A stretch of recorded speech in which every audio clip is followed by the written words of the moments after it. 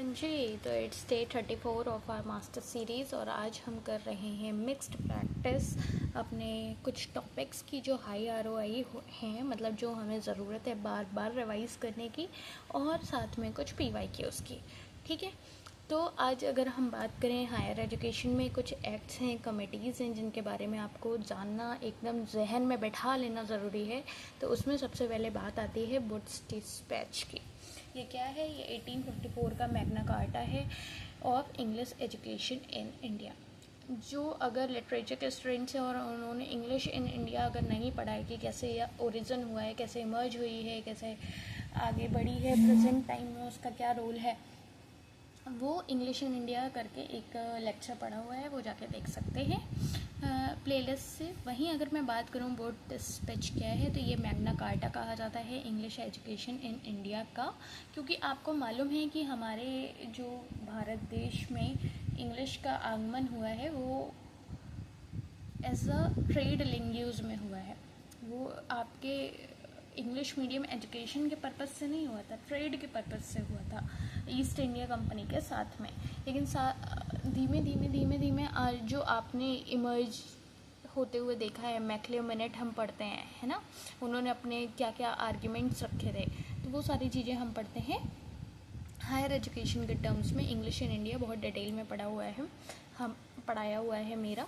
ठीक है, higher education में वुड्स डिस्पैच आपको समझ आ गया होगा। रिकमेंडेड यूनिवर्सिटीज़ इन बॉम्बे, कलकत्ता, मद्रास।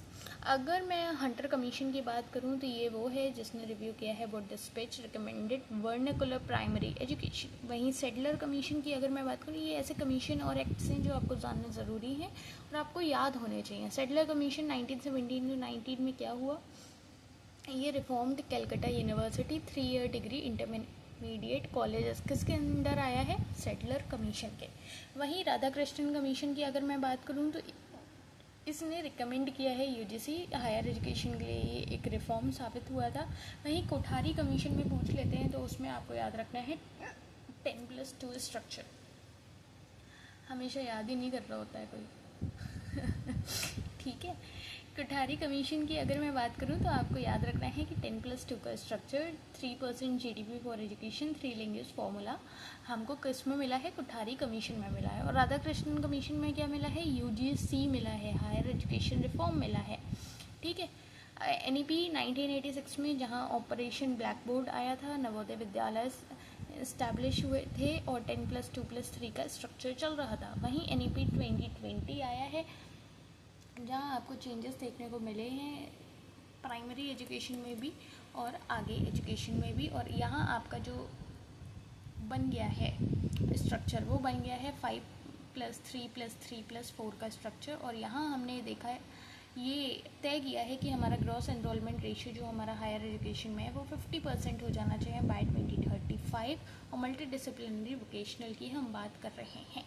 साथ में अगर मैं बात करूं एनईपी के बारे में, आपको थोड़ा और जानना है अगर, या ग्रॉस एनरोलमेंट रेशियो कैसे निकलता है, तो ये सारी चीज़ें मैंने आपको कल भी रिवाइज़ कराई हैं। तो मुझे लगता है कि जो बच्चे रिपीटर नहीं, जो बच्चे बिगिनर नहीं हैं, वो इन सीरीज़ के थ्रू जहाँ मिक्स्ड रिवीजन कर रहे हैं उनको फ़ायदा मिल रहा होगा कि रोज़ आप थोड़े थोड़े हर यूनिट के कुछ टॉपिक्स रिवाइज़ कर रहे हो, जिससे आपकी एक कंप्रेहेंसिवली स्टडी हो रही है। समझ रहे हो? इन्वायरमेंट यूनिट की अगर मैं बात करूँ तो यहाँ कुछ समिट्स हैं, प्रोटोकॉल्स हैं जो आपको याद रखना ज़रूरी हैं। तो स्टॉकहोम कॉन्फ्रेंस की अगर मैं बात करूँ तो यहाँ 1972 की, तो ये first major UN environment conference हुई थी। यहाँ आपका थीम ओनली वन अर्थ रखी गई थी। Establish UNEP. यूएनईपी की फुल फॉर्म बता दो ज़रा मेरे को एक बार, जिन लोगों को लग रहा है कि उनकी तैयारी बहुत अच्छी लग रही है, चल रही है, जल्दी से कमेंट डाउन करो। सवाल आपसे अभी मैं बहुत सारे पूछूंगी क्योंकि इतने दिन से मैं पढ़ा रही हूँ और मेरा हक बनता है आपसे सवालात करने का, है ना, आपकी खबर लेने का, क्लास लगाने का। तो अभी मेरे को पहले कमेंट डाउन करके बताओ यूएनईपी की फुल फॉर्म। ब्रिनलिंक रिपोर्ट की अगर मैं बात करूं तो ये डिफ़ाइन करता है सस्टेनेबल डेवलपमेंट फॉर 1987। याद रखना है, ये आपका क्रोनोलॉजिकल ऑर्डर में भी लगाने को आ सकता है और ये थीम भी पूछ सकता है। जैसे यहाँ ओनली वन अर्थ है हाईलाइट में, यहाँ आपको क्या है? Our common future. वहीं अर्थ समिट की अगर मैं बात करूँ रियो 1992 का, तो इसका एजेंडा 21 और यूएनएफ CBD बायोडाइवर्सिटी और 27 प्रिंसिपल्स इसमें हमने डिस्कस किए हुए हैं, है ना।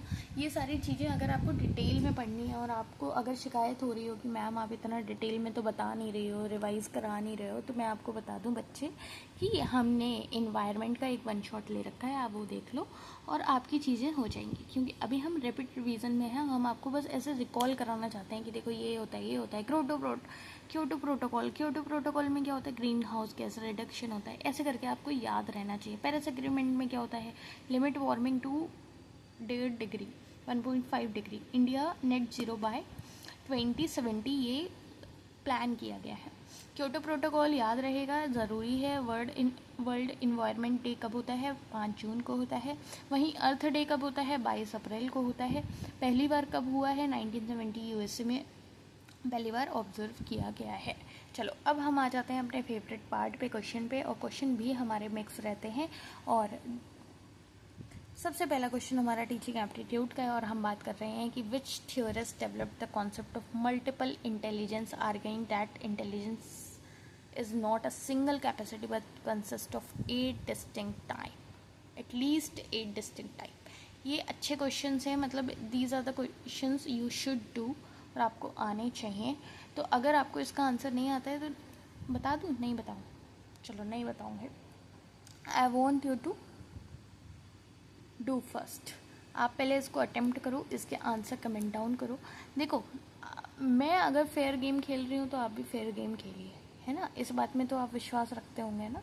तो देखिए मैं आपको इतने दिन से ये सारी चीज़ें पढ़ा रही हूँ। अब कुछ बच्चे होंगे जिनको लगेगा कि अरे क्यों टाइम वेस्ट करना है, फटाफट क्वेश्चन देखा, आंसर नहीं पता है, चले गए। कुछ बच्चे होंगे काबिल जो आंसर तुरंत गूगल से करेंगे और अपना आंसर लिख के रख लेंगे। वो लोग तो तब भी एक्सेप्टेबल हैं मेरे को, ठीक है, कम से कम उनने आंसर जानने की जहमत तो उठाई है। बट कुछ लोग जो ऐसे वाले होते हैं कि अच्छा मैम आंसर नहीं बता रही हैं, अच्छा मैम सिर्फ हमें करने को डांट रही हैं, चलो चलते हैं, नहीं देखनी है वीडियो, वहाँ देखते हैं जहाँ हमको बस ऐसे बस रटाया जा रहा होगा, समझ रहे हो। अब मेरा यहाँ पे क्या सीन है, मेरा यहाँ पे ये सीन है कि मैं चाहती हूँ कि आप यहाँ पे ट्राई करें, है ना। आप इसके आंसर्स कमेंट डाउन करें और मैं इतनी मेहनत करने को तैयार हूँ कि आप जो आंसर करेंगे उसको मैं चेक करके आपको बताऊँगी आपने सही किया है नहीं किया है, या पूरे आंसर शेयर करूँगी, सब करूँगी। But firstly I want you to attempt these questions, comment down the answers, ठीक है। मल्टीपल इंटेलिजेंस एक कीवर्ड मैंने बार बार कहा था कि देखो ये कीवर्ड याद रखना, ये इनने थ्योरी दी है तो बताओ किन्होंने दी है, ठीक है। 8 डिस्टिंक्ट टाइप्स मैंने बताए हैं। Concept of mastery learning that all students can achieve mastery if enough time and appropriate instruction was proposed by. देखो इनमें से कोई एक थ्योरिस्ट थे जिनका कहना था कि मास्टरी लर्निंग अगर किसी इंसान को, स्टूडेंट को एक इनफ टाइम और अप्रोप्रिएट इंस्ट्रक्शन दे दिए जाएँ तो कोई भी उस एक सब्जेक्ट में मास्टरी अचीव कर सकता है। तो ये जो मास्टरी लर्निंग का कॉन्सेप्ट है ये किसका है, जल्दी बताओ। बढ़िया क्वेश्चन है ये मत समझना कि पुराने आएंगे नहीं, ये फैक्चुअल बेस वाले हैं, ये कभी भी आ सकते हैं आपके, भले ही और लंबी लाइन में आ जाए। प्रॉब्लम बेस्ड लर्निंग, देखो ये तो आपका लंबा लंबा आ गया ना, ये आपको अच्छा लग रहा होगा। Which of the following correctly describe problem based learning. Problem based learning मैंने PBL बताया था ना, जहाँ पे आपका रियल वर्ल्ड प्रॉब्लम आती है। तो जल्दी से ये देखो 4 ऑप्शन पढ़ो, इनमें से 2 एलिमिनेट करो, एक में कीवर्ड दिखेगा बस उसी को पकड़ लो, वही आंसर होगा, समझ रहे हो। एक बार ट्राई करके देखो खुद से, वीडियो पॉज करो और देखो, वीडियो पॉज करो और देखो। The spiral curriculum concept that subject can be taught repeatedly at increasing level of complexity who was proposed by। ये ऐसे क्वेश्चन है ना जो आपको लगेगा कि हमने पढ़े नहीं है, बट आपने पढ़े हैं, थोड़ा सा दिमाग लगाओ सब समझ में आएगा। वहीं अगर मैं बात करूँ in normal distribution bell curve मैंने पढ़ाया है ना, बताओ इसमें कितना % होता है deviation. Researcher uses existing published data such as government reports, census data and earlier research paper for her study। इस टाइप के डेटा को हम क्या कहते हैं, जल्दी बताओ।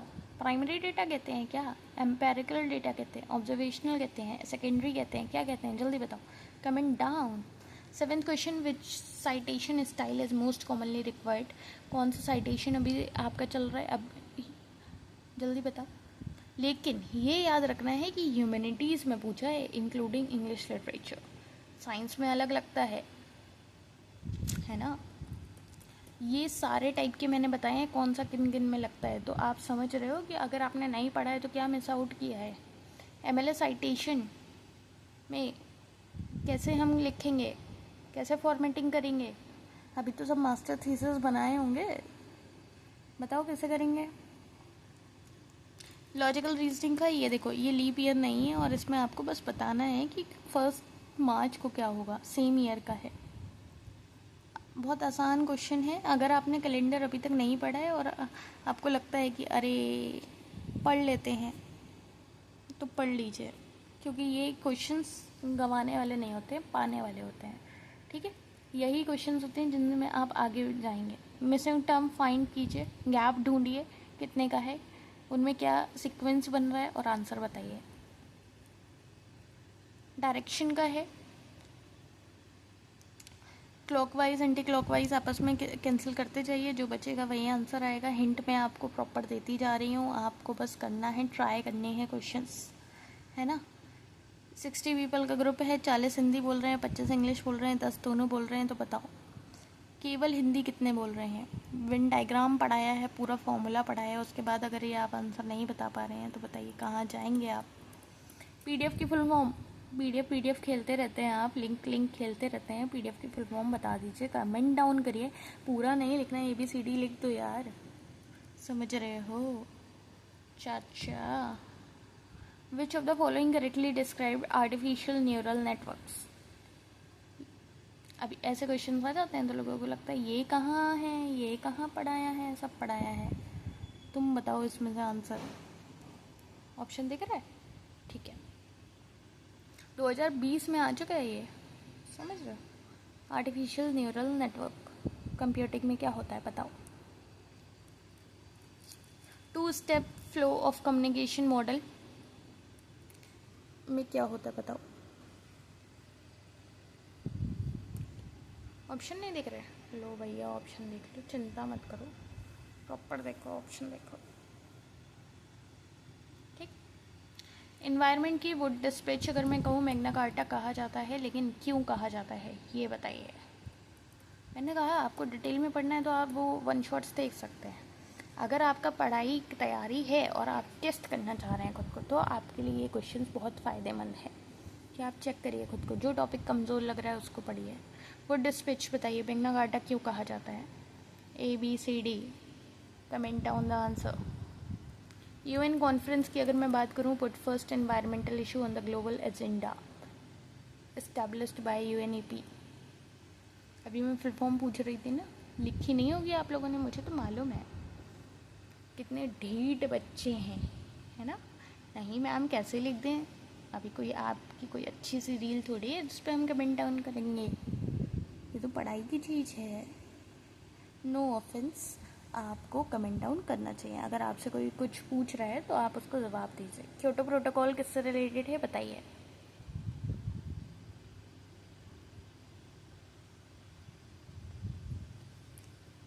एक साथ देख लो भैया, एक साथ देख लो, फिर मत कहना कि दिखाया नहीं।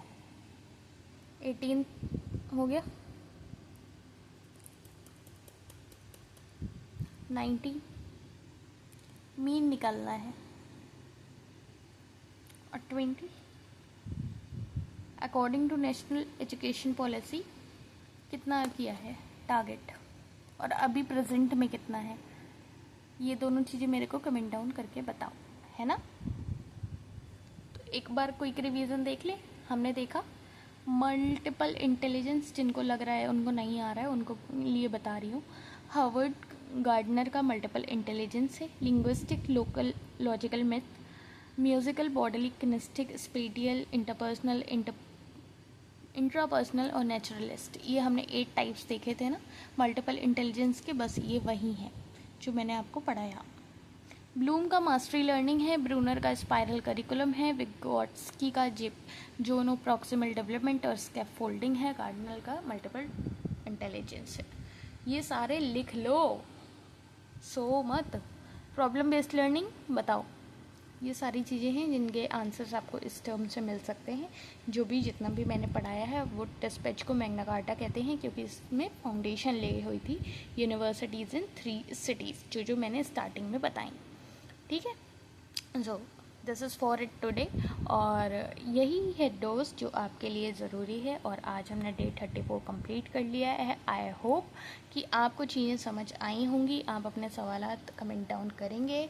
2 स्टेप फ्लो भी याद रखना है। ये पूरा जितना डे 34 का ये जो दे रहे हैं ना, ये एक बार देख लो, पढ़ लो। ठीक है, और कोशिश करो कि इस टाइम पे तुम अपने आप को ज़्यादा से ज़्यादा टेस्ट करो, जैसे मैं ये क्वेश्चंस के थ्रू तुमको टेस्ट करा रही हूँ।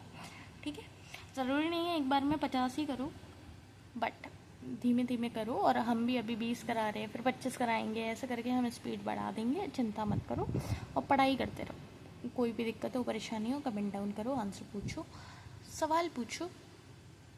ठीक है, मिलते हैं आपसे कल की क्लास में। और कल की क्लास में कुछ अलग आने वाला है, सो बी रेडी फॉर डेट।